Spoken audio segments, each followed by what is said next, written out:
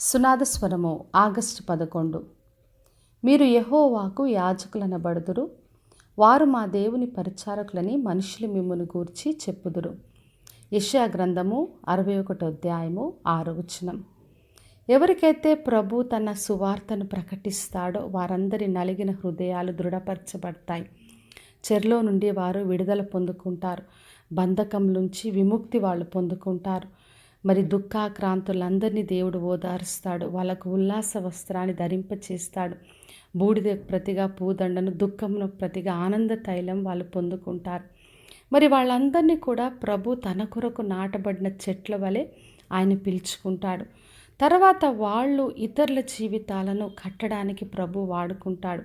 పాడైపోయిన స్థలములను, పాడైపోయిన జీవితాలను, కుటుంబాలను మరి కట్టడానికి కొరకు ప్రభు కోరుకొని పిలుచుకుంటాడు.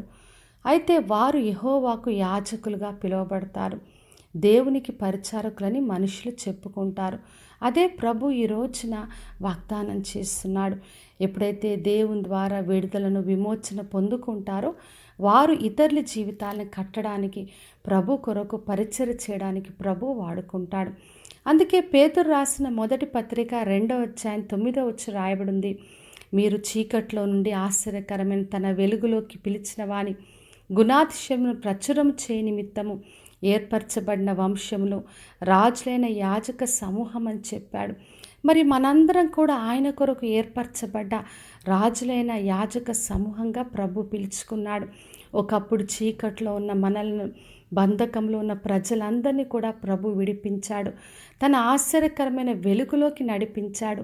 అందుకనే ఇతరుల జీవితాలు కట్టడానికి కొరకు, ఇతరుల పాడైపోయిన పరిస్థితిని బాగు చేయడానికి ప్రభు వాడుకుంటాడు.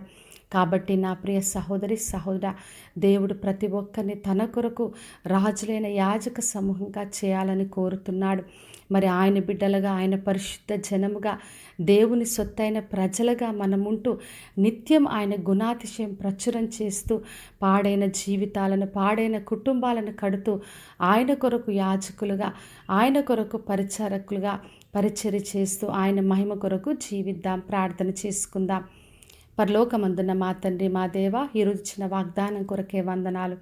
ప్రతి ఒక్కరిని దీవించి ఆశీర్వదించండి ప్రభువా.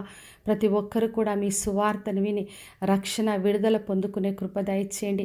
ఎవరైతే తండ్రి మీ యందు విమోచన పొందుకున్నారో ప్రభువా, వారు ఇతరుల జీవితాన్ని కట్టడానికి, మీ కొరకు పరిచర్య చేయడానికి తండ్రి రాజులైన యాజక సమూహంగా మీరే నిలబెట్టుకొని మీరు మహిమను పొందమని యేసు నామములో అడిగి వేడుకొంచున్నాను తండ్రి. ఆమేన్. ఈ శుభవచనము వినుచున్న ప్రతి ఒక్కరి జీవితంలో నెరవేర్చబడునుగాక. నేను మీ ప్రియ సహోదరి మంజులా చరణ్.